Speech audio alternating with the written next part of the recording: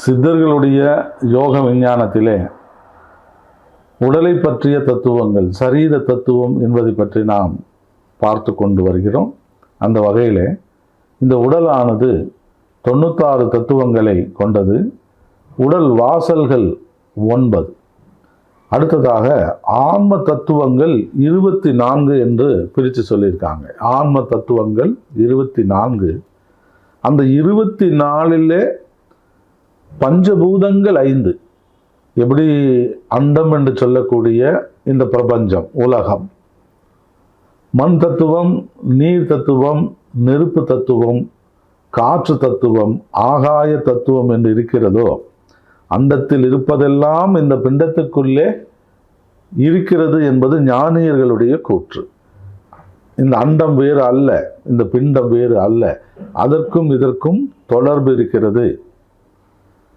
இப்போ பஞ்சபூதங்கள் அண்டத்தில் இருப்பது போல மண் தத்துவம், இந்த உடல் பரு உடல் மண் தத்துவம், நீர் தத்துவம், இதில் இருக்கக்கூடிய நீர் குருதி ஓட்டம் நீர் தத்துவம், நெருப்பு தத்துவம் நம் உடலினுடைய வெப்பநிலை நெருப்பு தத்துவம், காற்று தத்துவம் உயிர் இயக்கத்திற்கு ஆதாரமாக இருக்கக்கூடிய பிராணன் முதலான 10 வாயுக்களை கொண்டது இந்த தேகம், காற்று தத்துவம், ஆகாய தத்துவம் நம்முடைய கண்ணினுடைய ஒளியே ஆகாய தத்துவமாக சொல்லப்படுகிறது.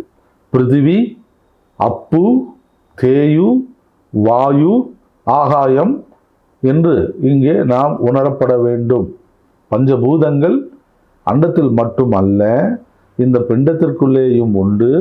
பிருத்திவி என்று சொல்லக்கூடிய மண் தத்துவம், அப்பு என்று சொல்லக்கூடிய நீர் தத்துவம், தேயு என்று சொல்லக்கூடிய அக்னி தத்துவம், வாயு என்று சொல்லக்கூடிய காற்று தத்துவம், ஆகாயம் என்று சொல்லக்கூடிய வெட்டவெளி தத்துவங்கள் அண்டத்தில் இருப்பது போல இந்த பிண்டத்திற்குள்ளேயும் உண்டு. ஆன்ம தத்துவங்களிலே 24லே முதல் 5 தத்துவம் பஞ்சபூதங்களை பற்றி சொல்லுகிறது. ஆகவே இந்த உடலானது பஞ்சபூதங்களினால் ஆனது. பஞ்சபூதத்திற்கென்று அளவுகள் உண்டு. அந்த அளவுகள் ஏற்ற தாழ்வுகள் ஏற்படக்கூடிய நேரத்திலே தான் மனிதனுக்கு நோய் ஏற்படுகிறது.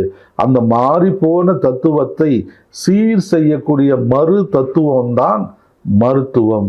அதைத்தான் ஞானியர்கள் உடல் தத்துவம் 96, அதிலே மாறிவிட்ட தத்துவத்தை சீர் செய்ய மருத்துவம் வேண்டும். இந்த உடலுக்கு 4448 நோய்கள் ஏற்படும். அந்த நோய்க்கான காரணங்கள், அதற்கான அறிகுறிகள், அந்த நோய் தீர்க்க உள்ள வழிமுறைகளை எல்லாம் மிக தெளிவாக பல்லாயிரம் ஆண்டுகளுக்கு முன்பே நமது முன்னோர்கள் எழுதி வைத்தார்கள். இன்றைய நவீன விஞ்ஞானத்தோடு அதை ஒப்பிட்டு பார்க்கவே முடியாது. அதற்கு அப்பாற்பட்டது. நாம் தான் அதை கண்டு உணர வேண்டும். இன்றைக்கு இது அறிவியல் ஆதாரம் இருக்கா, இதில் என்ன மருத்துவ குணம் இருக்குது, நீங்கள் தான் கண்டுபிடிக்கணும். ஞானியர்கள் என்னைக்கோ கண்டுபிடிச்சு சொல்லிட்டாங்க, நமக்கு தெரியல. நாம் தெரிஞ்சு கொள்றதுக்கு அவங்க வாய்ப்பு பல்லாயிரம் ஆண்டுகளுக்கு முன்பே கொடுத்துருக்காங்களே ஒழிய அதற்கு விஞ்ஞான ரீதியான காரணங்கள் அறியப்படலை. யாருக்கு தவறு? அது நம்முடைய தவறு. ஆகவே ஞானியர்களுடைய தத்துவத்தை 100% புரிந்து கொள்ள இங்கே ஒரு ஆளும் இல்லை. அந்த மாதிரி இந்த உடல் தத்துவத்தில் இருக்கக்கூடிய பஞ்சபூதத்தை நாம் உணர்ந்தோம் என்றால், இந்த உடலை பற்றிய யோக விஞ்ஞானம் நமக்கு தெரிகிறது என்றால்தான் நாளைக்கு ஞான மார்க்கத்திற்கு செல்லக்கூடிய நேரத்தில் இந்த சரீர தத்துவம் நமக்கு அடிப்படை அறிவாக விளங்கும். ஆகவே அதை தெரிந்து கொள்ள இதை நாம் ஒரு வாய்ப்பாக பயன்படுத்துகின்றோம்.